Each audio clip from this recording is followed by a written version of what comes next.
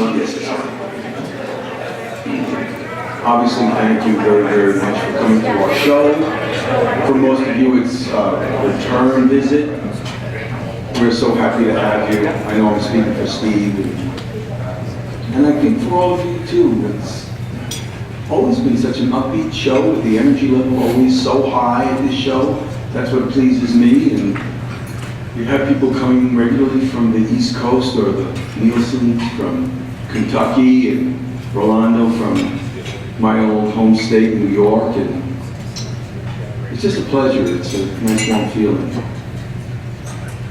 We've always had great speakers at this show. Every year we've had. You can see exactly what it's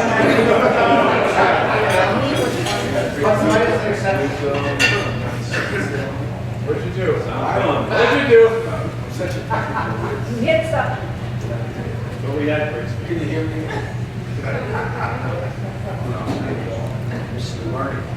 On, off. Yeah, that's tricky. And our speaker is.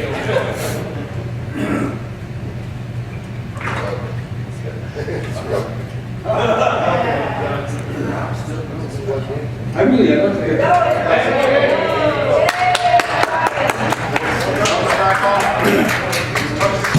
So anyhow, as I was saying,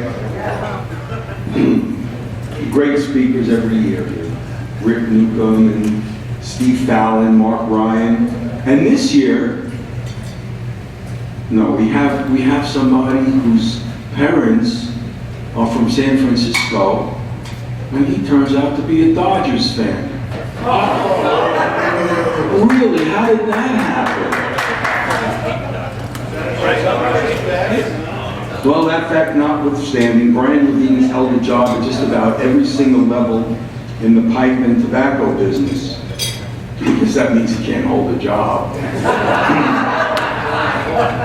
But we do know that Brian started out as a collector, almost literally, of Mickey Mouse pipes.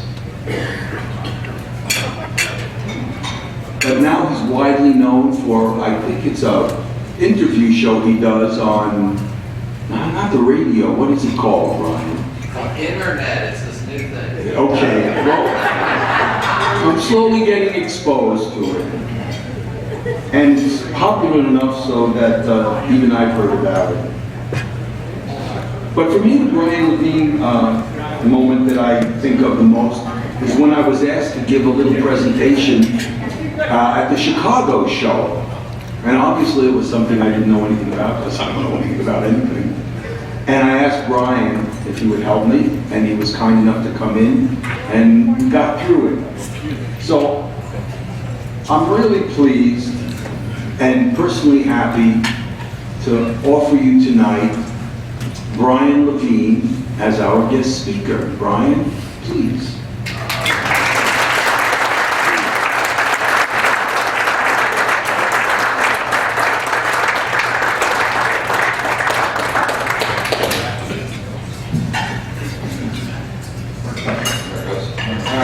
I'm going to break this for just a minute, Marty. I understand that Major League Baseball's thinking of coming back to San Francisco eventually. Hang on, I'll be back in just a second.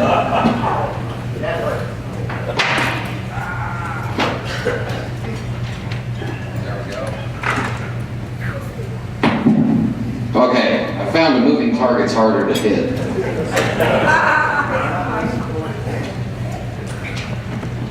So let's go back a little bit, but in the meantime I need 2 volunteers who will do absolutely nothing but hand some stuff out. Can I have 2 volunteers? Steve? Can I have 2 volunteers? Steve is one. Who else wants to volunteer? I just need some help handing out some very simple cards. Come on. Yay! Okay, here's how it goes. Hand that to anybody that's a pipe smoker. Hand that to anybody on your side of the room that's a pipe smoker. And while I just stand up here and gibber and jabber, grab that. Everybody take a card if you're a pipe smoker. If you're not a pipe smoker, just sit there and be bored. Sorry. I know exactly how you feel. So technically my career, we'll give you a little bit of background, my career in the pipe and tobacco world began at the corner of Tropicana and the Las Vegas Boulevard at the MGM Grand when I was a retail manager there, and I was the only one in retail management that actually smoked. So they put me in charge of buying cigars and cigarettes off the tobacco products for the entire property. In a strange twist of fate, I got fired by the retail department because I'm me, and because I'm me, I got put into business for myself by the casino. 5 weeks later, the entire retail department got fired. I was still there. About a year and a half, 2 years later, right across the street here near the In-N-Out Burger, I was managing a smoke shop there. And that's where I first got exposed to pipes, pipe tobacco, premium stuff. And then at the Forum Shops, I was the humidor manager for the Alfred Dunhill store. Got my first pipe, my first Dunhill pipe from Richard Dunhill over there at the store when it opened in Caesar's Palace. So, got a little bit of history here. Yes, I've worked for almost every company, and I've had multiple jobs, Marty, and it's probably because of retailers like you. So, thank you. Okay, everybody getting one of those cards?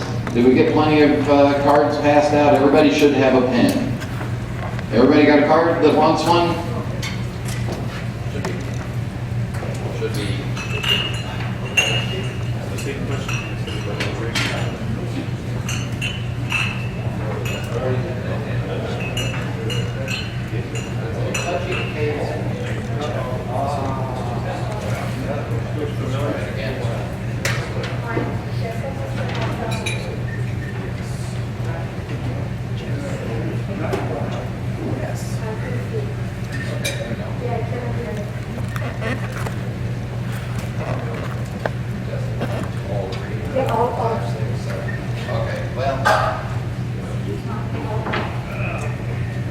Thankfully, I've got a bit of a voice, and I don't mind using it, and that makes me free to roam around and talk to you even more.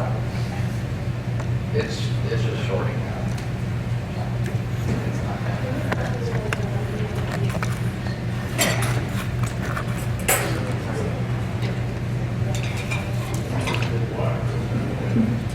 oh, there it is.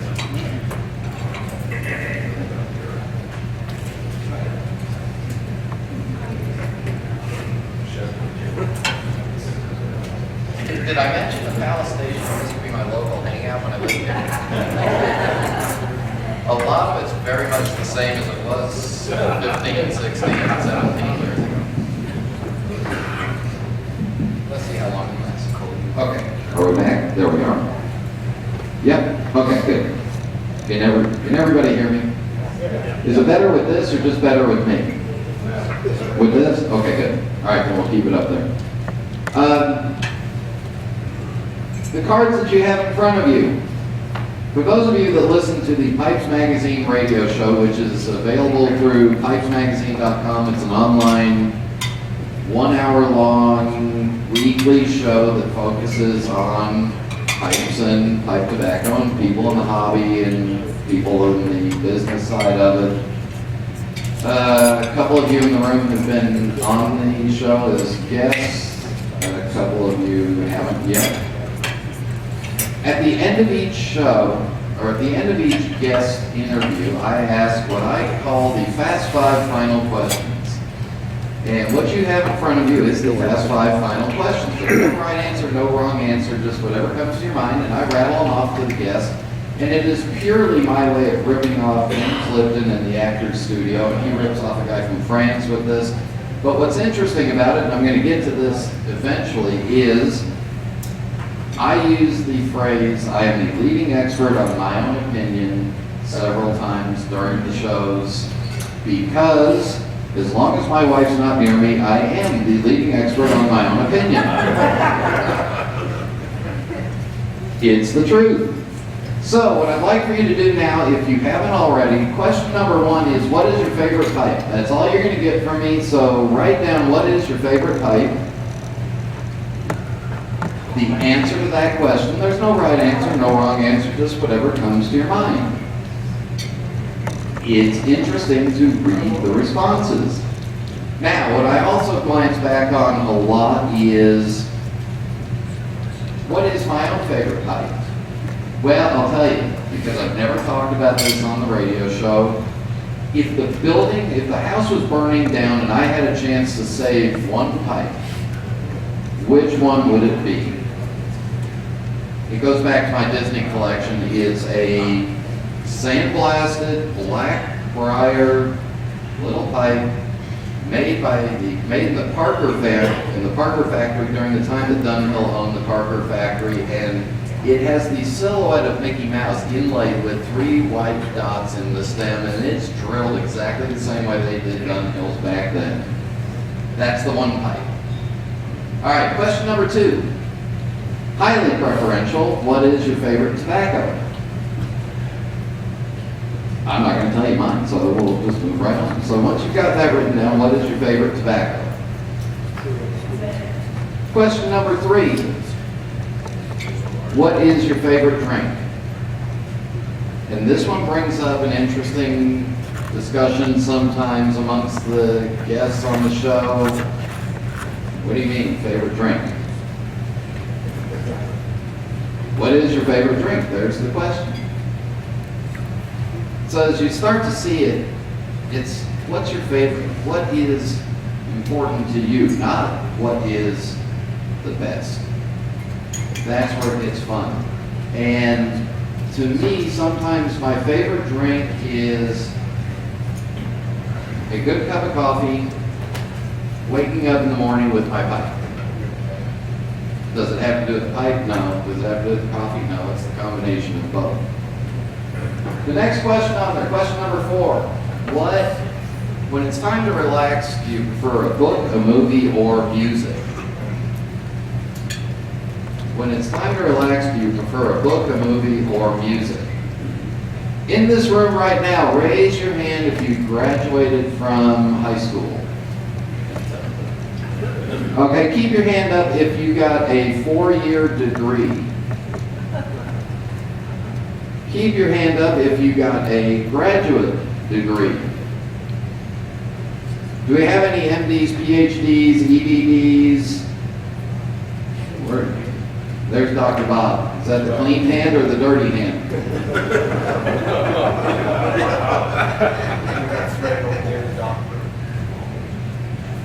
So the idea behind this is to get a little bit into the psyche of people, because what I found out is we as pipe smokers overall,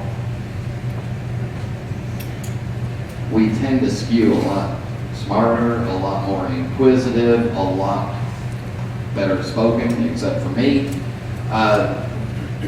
We all tend to be a little better educated than the masses. We as pipe smokers, and this is something that's really hard for those of you in this room to understand, but you are the 1% of the 1%. Here's how it breaks down. And these are industry numbers. About 88% of the tobacco sold in the United States is a heavily cased aromatic. How many of you in this room smoke aromatics? Thank you very much. We love you. 88% of the tobacco sold in the United States is aromatics. In this room, there was 5 or 6 or 7 that are regular aromatic smokers. So you guys are the 1% because the pipe tobacco market is about 1% of the U.S. tobacco market. And of that, 12% is non-aromatic. We are the elite of the elite. Don't ever get yourself confused with the fact that you might be the average pipe smoker. Because first of all, there is no average pipe smoker. Second of all, you are exceptional pipe smokers, not even the average. Last question. If you have, what I ask the guests is, give a pipe smoking related memory that you haven't talked about during the interview. So what I'd like for you guys to do is, if you have a pipe smoking memory that you'd like to share or you want to write it down, put your name on there, and then we'll start gathering up those cards and we'll play around and have a little bit of fun with that. If you want to share it, write your name down. If you want to tell it what the memory is, write it on the back. Write it on there somewhere. I want to talk about a couple of my favorite pipe smoking related memories, and I got permission from Ernie Markle to talk about it because it happened here about 3 or 4 years ago. 4 or 5 of us, Todd Johnson, Ernie Markle, myself, I'm trying to remember who else was there. We went to dinner, and then 4 of us all squeezed into Ernie's little 2-door car for the ride back, and we're thinking, yeah, how are we ever going to get out of this car? And then the window's stuck, and we don't roll it up, we don't roll it down. You talk about favorite memories of Marty. Well, I have several favorite memories of working for Peter Stokely. One of which was when I told Peter at the Chicago Pipe Show that I was going to go listen in on a blending seminar given by Craig Tarler, Greg Pease, and William Surratt was there. And I snuck in quietly into the back of the room just so that I could sit there and listen. Peter walks in about 10 minutes late, is looking for me, standing in the back of the room, looking around for me. I see him, I wave at him. And Craig Tarler stands up and says, well, Peter Stokely walked into the room, so we can't lie to you anymore, sorry. So some of those are pipe smoking related memories. But now if I could get my 2 volunteers, same ones, everybody gather up your cards, and you give them to one person at the table, grab those cards and bring them back around, and bring them all back up to me, because we'll start talking about those. Thank you, sir. And Steve, you have to stay up here with me. Because you remember a couple years ago, you hornswaggled me into helping you. So now I'm going to hornswaggle Steve right back. Another pipe smoking related memory that I had, and if anybody Kansas City Pipe Club, no. So I was telling the story at the Kansas City Pipe Show because Steve got me conned into it. I had gone to the original Laugh-O-Gram Studios building. The building where Walt Disney first started his artwork. And I took a brick. I took a little tiny brick from the building that was sitting on the ground. I didn't pull the building apart, I didn't destroy anything, but I took one of the bricks. So Steve had me come up and tell the story of this little inanimate piece of brick that I was thrilled to get. And at the same time, a certain Mike McNeil of McClellan Tobacco, who's not here right now, but feel free to tell him I told the story. Mike said that in a couple of years I could have a brick from his building because they were getting ready to tear it down because it got moved. How many of you know Mike McNeil? Okay, those of you that know Mike McNeil, you want to vouch for the fact that Mike is rarely speechless and rarely short of words. Well, when Mike offered that I could have one of his bricks, and I turned to the entire crowd and said, yes, but it would smell like ketchup.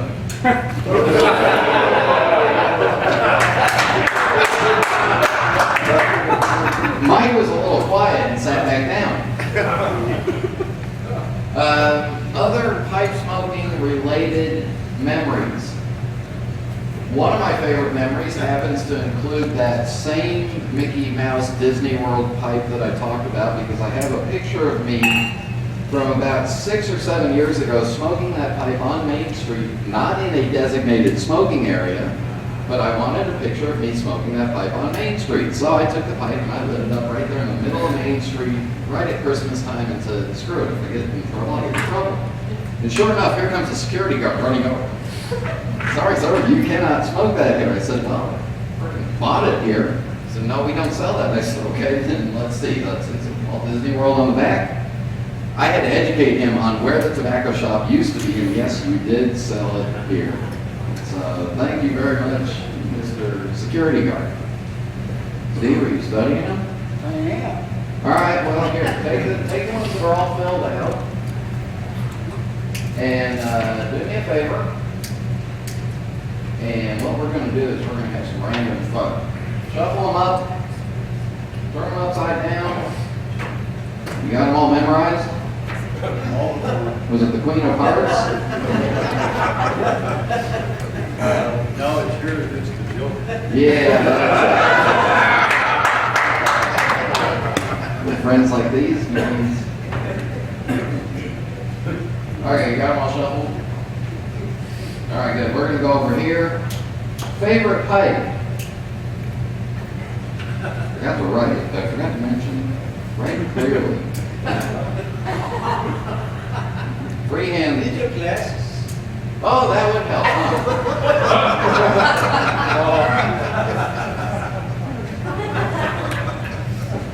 No, that just makes it bigger. Freehand. Favorite tobacco is Virginia. Favorite drink is Scotch. Time to relax when it's a movie. And Rolando, is that you? That's you? What is your favorite memory? Well, the year was 1975. The place was communist Romania. Economy down, no tobacco, but with my smokers, probably. Tobacco was smuggled. Surrounding countries, but it was consumed in very special occasions. Group gatherings, parties, whatever. Before opening a house, passed around, right? Opening up carefully before ritual, tasting it, smelling it, and then eventually we would share it smoke. Most of the time it was Ancora or Capsicum, right? That's all we got. And I would do that back before. And one day, got the new ship. So none of us spoke English, so we couldn't quite read what it was saying. Right? But it looked like great. Tobacco was just a brand. Okay, so what we've done is now we filled our pipes, and it's not lighting. None of the pipes worked. Something was wrong. So again, bad. Well, a long time after that, we found out it was chewing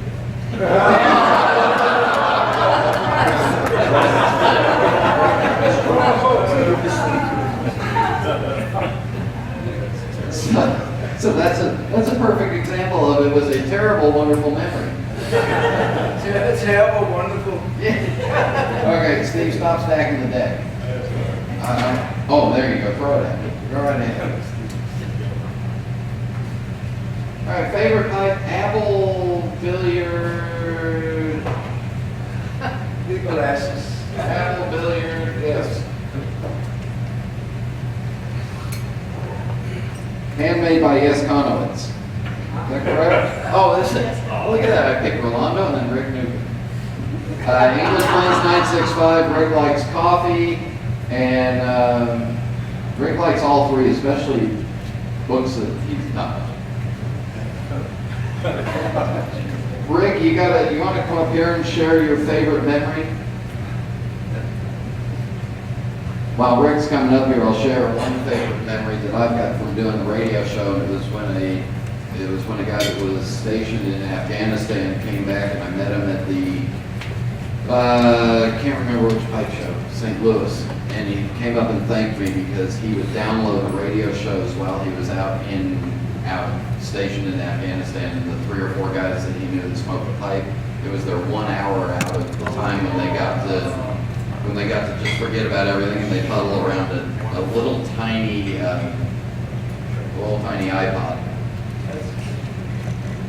Go ahead so that Marty can hear. So I have so many pipe memories, and I've written about most of them, but I was thinking about one time with a collector named Ed Lehman. I remember we were in Chicago, and we were at the suburban Chicago town Wilmette train station in the morning, about to take the train to downtown Chicago to go to what was known as the RTVA in those days. And I had this little Dunhill that I bought from Lowell Ellis, who's here at the show.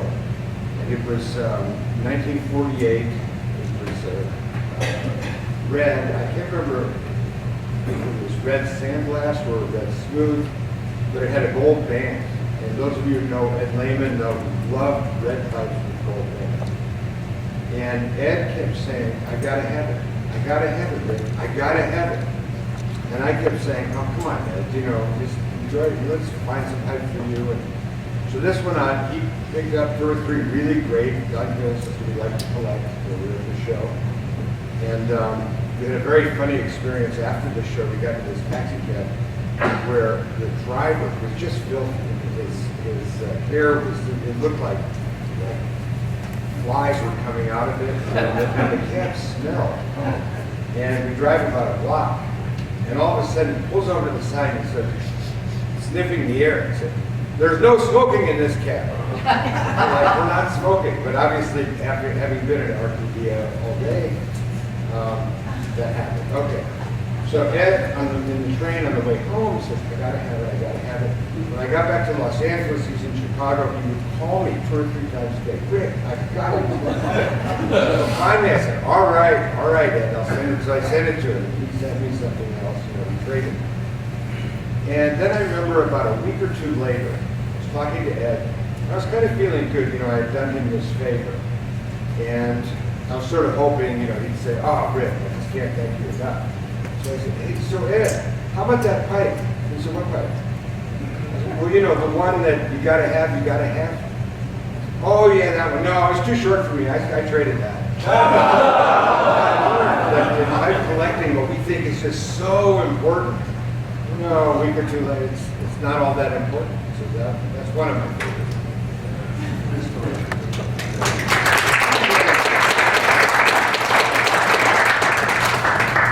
Rick, can I tell a quick story that involves you? Okay. It's a nice one. Oh, good, yeah. It has nothing to do with your weightlifting career All right, great. or bodybuilding. So a couple of years ago, I saw Rick and one other collector who shall remain nameless because he's not here and can't defend himself. They engineered it was probably like a year or 2 long deal of a pipe for a pipe trade. Each one had a pipe that the other one wanted, but they wanted to make sure this deal was, that it was going to work out, it was going to work right, whatever.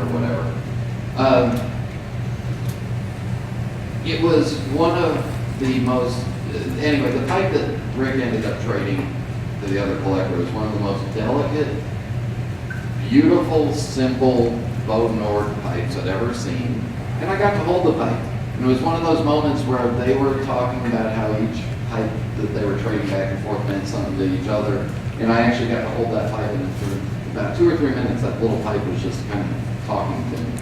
I heard it speak to me. And anyway, just watching that trade was one of my favorite moments. One of my favorite answers that I ever got on the radio show, and Brad Pullman's here at the show, so if you see him, tell him I told this story. When I asked Brad on the interview, what's your favorite pipe, and he started to rattle off one that he had, and he said, no, damn it, you know what my favorite pipe is? It's one that I was smoking at a Chicago pipe show, and Bruce Blum from Philadelphia wanted it so bad that I sold it to him out of my mouth, and I missed that damn pipe. Well, there you go. All right, here's somebody who did not write down his name. You can pretty much guess, but his favorite pipe is a JT Cook. Favorite tobacco, GLP's Black Point. Favorite drink, IPA by Stone Brewing Company. Likes a hook. And his first Chicago show in 2003, it was IPOP. Get that answer a lot about the first time you go to a show. IPA by Stone Brewing Company. Something's very specific. Next one. Brandon, is this you with the Peterson? Yeah. This one, I like this because this is really interesting how not only does his favorite pipe is a Peterson, but it's a shape 303. Extremely specific.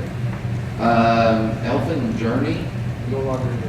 No longer made. Anybody got any Elfin Journey for sale? Let's see Brandon after the show.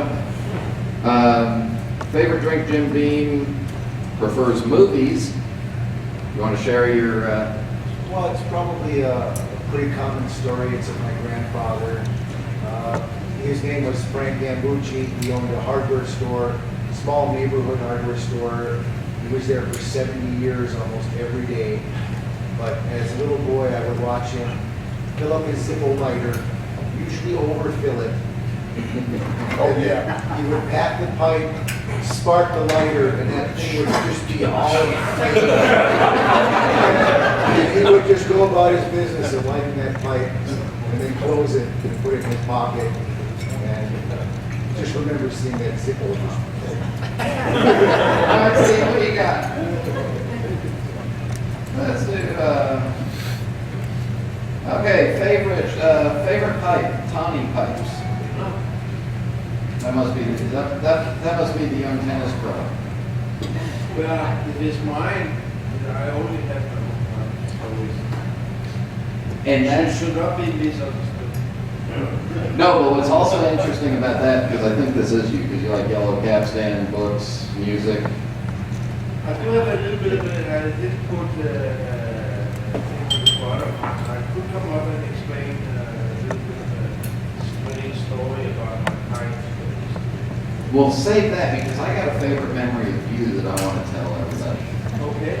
But before we do that, one of the things that's interesting when you interview a pipe maker on the radio show, or when I do, because you can, the pipe makers, they either really like the classic old pipes from days gone by, or they like their own pipes because they make pipes that they would smoke themselves.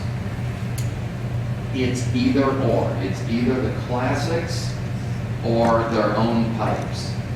And one of my favorite memories of Tawny involved a Chicago pipe show where we had a W.O. Larson Pearl, and you and Teddy were trying to figure out who made what part of it and when and approximately how it was. And watching two master pipe makers look at a pipe and remember back 20 years ago and saying, no, I used to do this way and that way, and then looking at it and talking to the pipe and just watching them pour over the details of the pipe was just a ton of fun. But Tony's gonna be on the show, so. You closing it, you stacking it back against the. No, sir. Okay.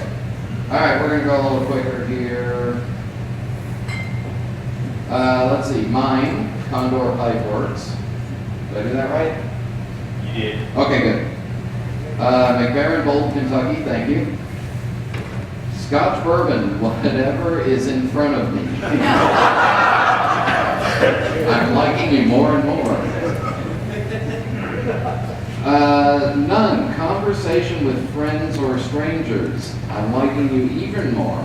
However, let me warn you, if you get on an airplane, it's like Russian roulette. If you say hi to the person next to you, it can be absolutely wonderful or absolute misery. So I choose nothing at all. Now I'm gonna get glasses on.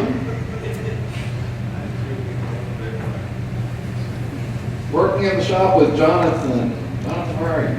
Jonathan didn't make it. Jonathan didn't make it. He's having fun instead of being bored by me. And then is that Want me to Larry? throw you a bone and just fill in what you're failing to read? Yeah, well, I want to make sure it's actually what I'm reading. Go ahead, yell it out real loud. All right, so basically, the favorite memory that I listed down there was working in the shop with Jonathan Levezzo. I contacted him out of the blue after you interviewed him on your show, and I've been a listener since almost day one. I apologize. I can't seem to shake it, it's like a bad rash. But Like herpes, popped up once a week.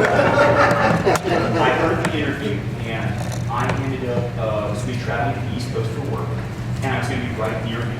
So, random thing, he sounded like a pretty interesting guy, pretty laid back. I shot him an email. I said, hey, look, I'm a pipe smoker, I'm a pipe collector, but I'm interested in how you make pipes. Just wondering if I could drop by the shop, basically, and see what it is you do. So, thinking nothing of it, I forgot all about it. You know, I sent it off, not expecting a reply.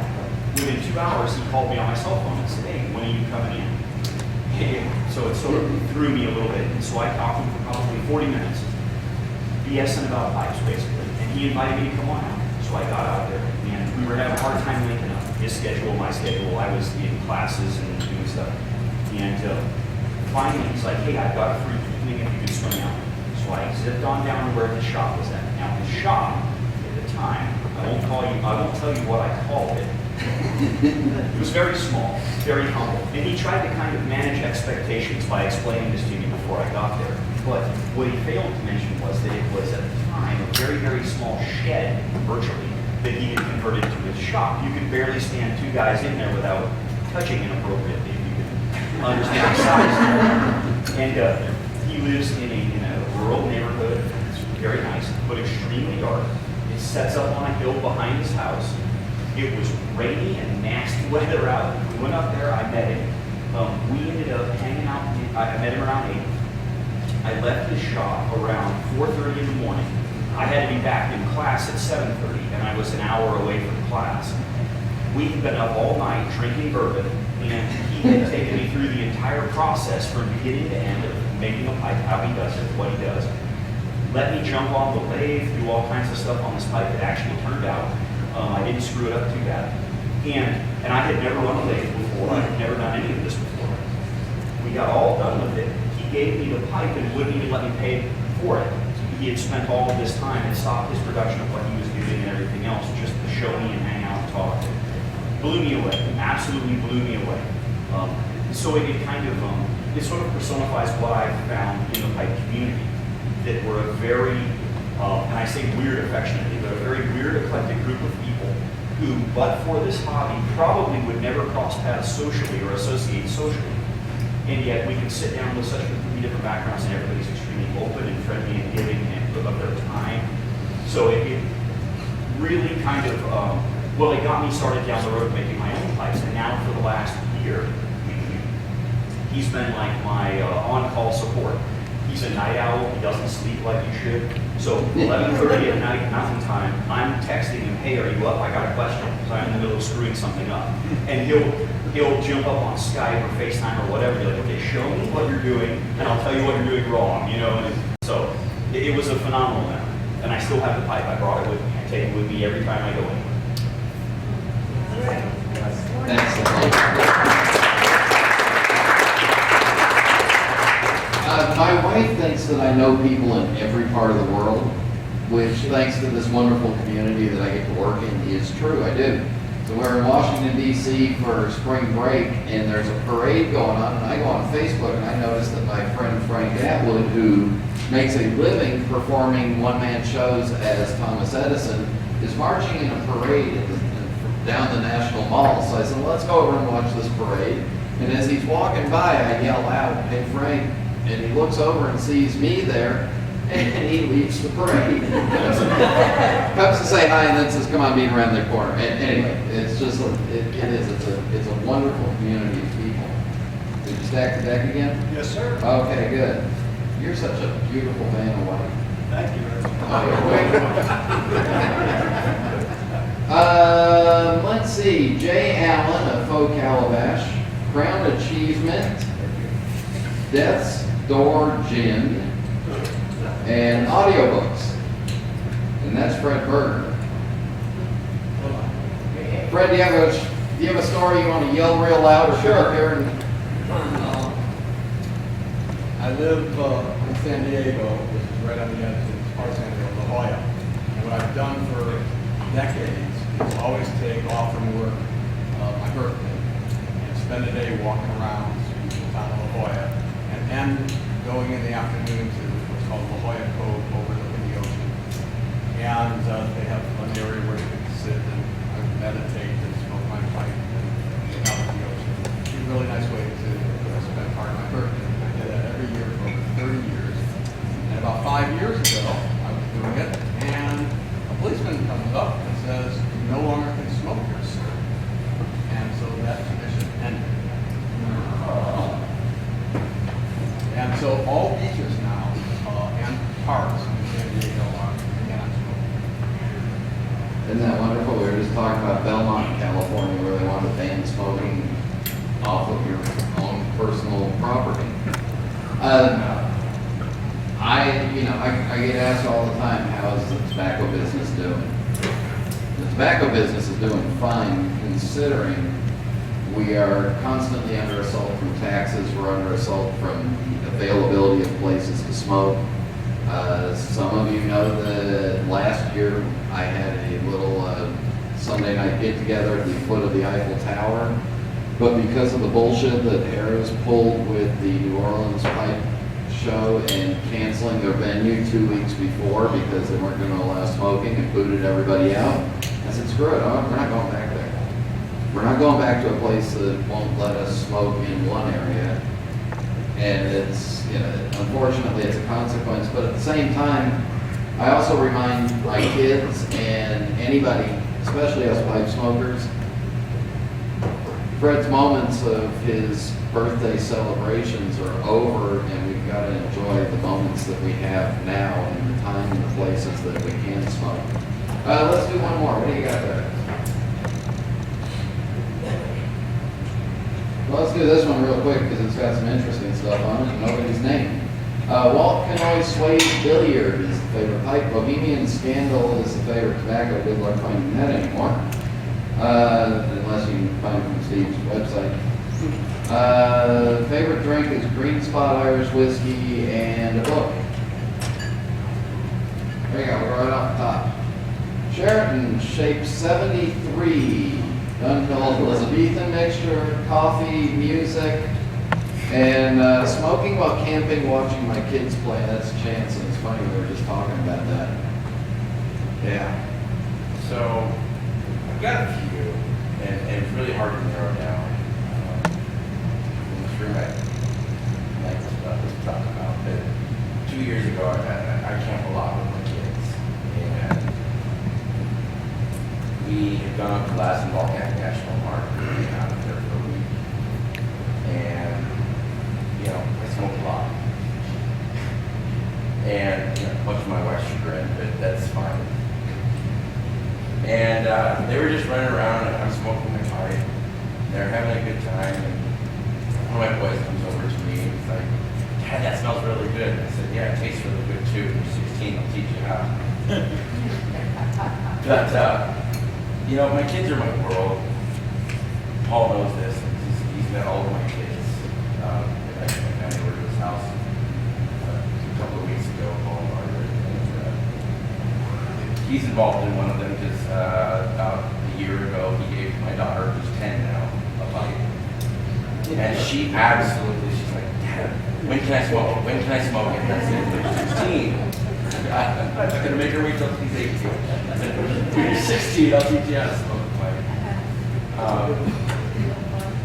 What's that? But there's another one I'd like to share, if it's okay. Yeah. This is about 5 years ago. One of the pipe makers here, Jerry Crawford. This is before he started Carly. I was going out to the Queens area to meet up with Paul Hildebrand, one of the pipe makers for it. And Paul was going to show me a few things to help along in restoration. He's like, "Yeah, come on out to my shop." But Jerry had bought a pipe for me about 2 days before I was going out there. And I'm like, "You know, if you want, instead of shipping, you pay me for the shipping, I'll just deliver it to you." And we were trying to figure out a place to meet up, and I ended up getting out for 2 weeks there at Stockdale a little later than I expected to.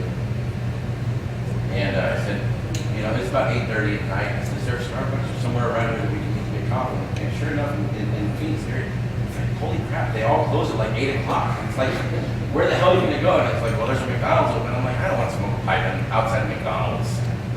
So he's like, "Well, why don't you come over to my house?"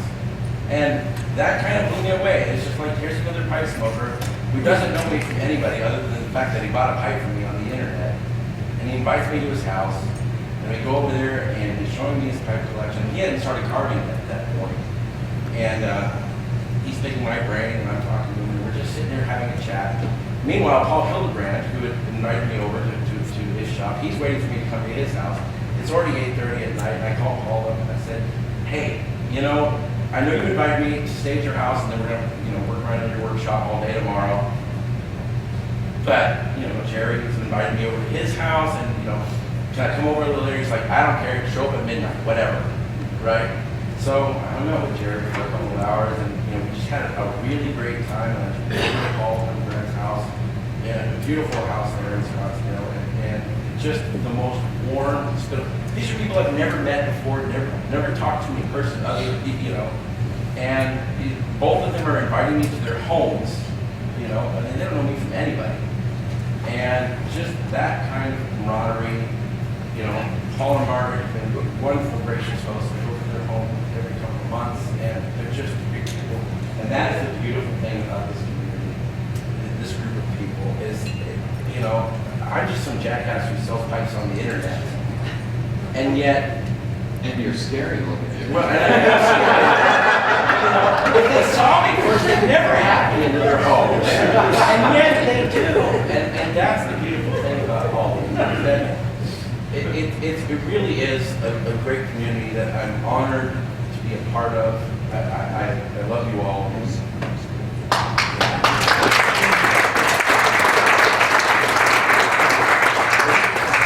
So let me wrap it up with a couple of things, a couple of ideas and notes, and Chance reminded me of. Steve, thank you very much. You can go back to your lovely daughter.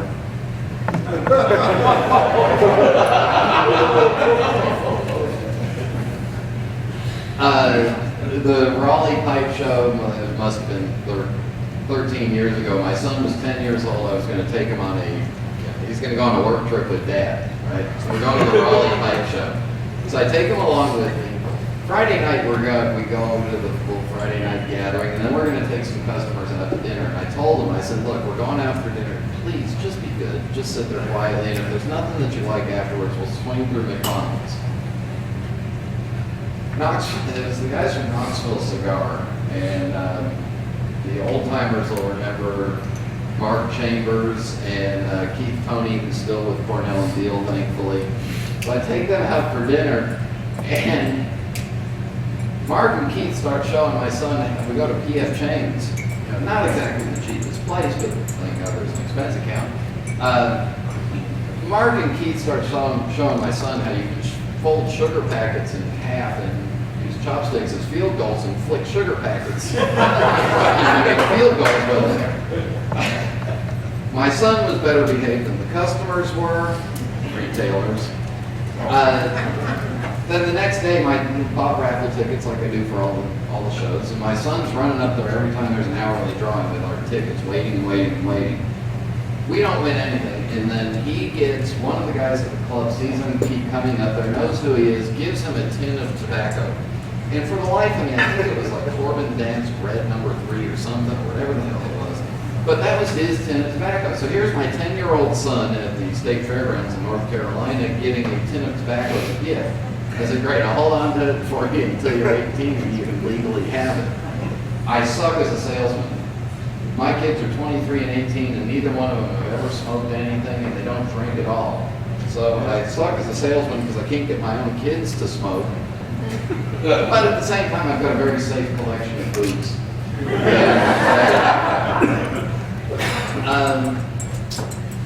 Let me wrap it up by saying that one of my favorite memories happened in May of this year when I was awarded the Doctor of Pipes from the Chicago Pipe Club.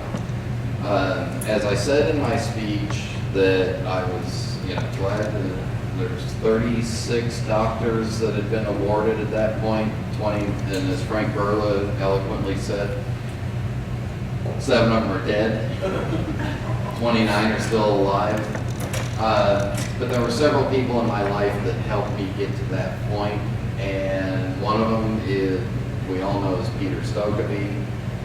Several of them were in that room that night, but I was also very astute in saying that, hey, look, at my age, I'm very happy to be part of a group where I am the youth movement.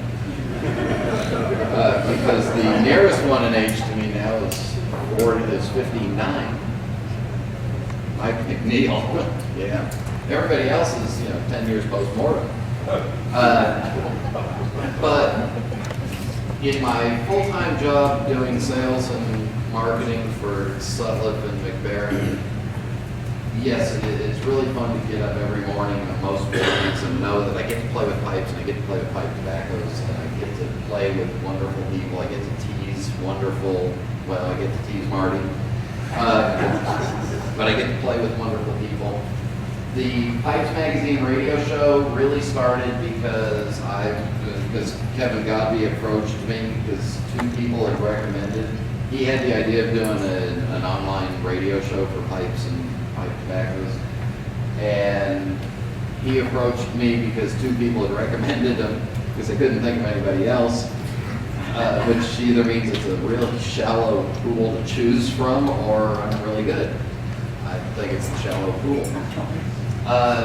But if any of you see Sykes Wilford from Smoking Pipes tomorrow, he'll vouch for this. I am an absolutely terrible writer. I couldn't construct a sentence to save my life. But the Pipes Magazine radio show was my way to put into digital archives the stories, and that's the important part. I think what you've heard here tonight was, yes, people have a favorite pipe. Yes, they have some very specific favorite pipes. But in most cases, the important things to us all are not so much the exact piece of wood, but it's the memories attached to it. And those memories that are attached to it usually involve other people, whether it's hanging out in a former Soviet bloc communist country and you get those pipes and you get a chance to sit and try this and relax for a little bit, or whether it's watching your kids run around or you miss those. I yearn for the days at Disneyland when you could walk down the street and smoke wherever you wanted to, but it becomes all about the people. Every one of these stories that you heard about favorite memories becomes the place, the people, the things, never so much the little pieces of wood. But anyway, I hope you enjoyed it. I thought it'd be a little fun to do this. I'm going to save the rest of these cards, so those of you that wrote your names down on there, gotcha. And I'll be using them on future episodes of the Pipes Magazine radio show just for fun. If you want to go on iTunes and download the episodes, there's 164 of them currently there, so that's over 164 hours of me and really interesting people. And one of the reasons why I like doing an audio show only is I have the perfect face for radio. And it's actually very personal, so you can take it out onto that park bench somewhere and put it in your ears and just sit there and listen, or you can take it in the car with you and do that. Rick said that he listens when he's sorting his vitamins for the week. I do, and I buy a lot of those from Bob Keys. I wouldn't trust the green ones, but the rest are okay. So with that, I'll say thank you very much for having me. Thank you all for being a wonderful community of people.